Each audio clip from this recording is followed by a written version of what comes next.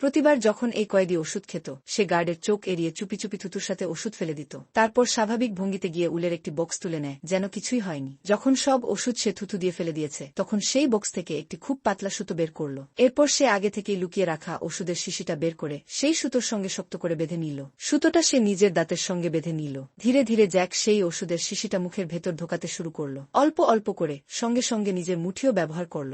শেষ পর্যন্ত পুরো শিশিটাই তার পেটের ভেতরে চলে গেল। এরপর সে একটি লাইটার খুলল, ভেতর থেকে ছোট একটা ফ্লিম বের করে নিজের নখের নিচে লুকিয়ে রাখল। যখন সে নিশ্চিত হলো কেউ তাকিয়ে নেই, তখন সেটাকে ভালোভাবে লুকিয়ে ফেলল। এটাই ছিল তার পালানোর প্রথম চাল। কিছুক্ষণ পর জ্যাককে একটি হেলিকপ্টারে তোলা হলো, কিন্তু তাকে মুক্তি দেওয়া হচ্ছিল না। তাকে নেওয়া হচ্ছিল একটি অসুস্থ শিশুকে বোন ম্যারো দেওয়ার জন্য, কারণ সেই শিশুটির ধনী বাবা $5 মিলিয়ন দিয়েছে যাতে জ্যাককে পথ থেকে সরিয়ে দেওয়া যায়। ততক্ষণে সার্জারির সব প্রস্তুতি সম্পন্ন ছিল, শুধু জ্যাকের আসার অপেক্ষা। হেলিকপ্টার ল্যান্ড করতেই পুলিশ গাড়িগুলো সারি বেঁধে দাঁড়ালো এবং রাস্তা পরিষ্কার করা হলো। জেল ভ্যান সরাসরি হাসপাতালের গেটে পৌঁছালো। ওয়ার্ডেনের মুখ ছিল ভীষণ গম্ভীর, কারণ জ্যাক তার কাছে ছিল চলমান নোটের বান্ডিলের মতো। ঠিক তখনই পুলিশের কুকুর জ্যাককে শুকতে শুরু করল, কিন্তু জ্যাক এমনভাবে ভয় দেখালো যে কুকুরটি পিছিয়ে গেল। হাসপাতালের স্টাফদের হাতে দেওয়া গোপন ডকুমেন্টগুলো দেখে জ্যাক বুঝে গেল এখন সে সেই ধনী লোকটার সম্পত্তি হয়ে গেছে। জ্যাক লোকটার দিকে তাকালো, তার চোখে ছিল এক অদ্ভুত কৃতজ্ঞতা। এই লোকটা না থাকলে হয়তো তার পালানোর সুযোগই আসত না। ডাক্তারদের জানানো হয়েছিল যে জ্যাক খুবই বিপজ্জনক কয়েদি, তাই হাতকড়া পরানো অবস্থাতেই তাকে স্ট্রেচারে তোলা হয়। কিন্তু জ্যাক যখন ডাক্তারের প্রশংসা করল,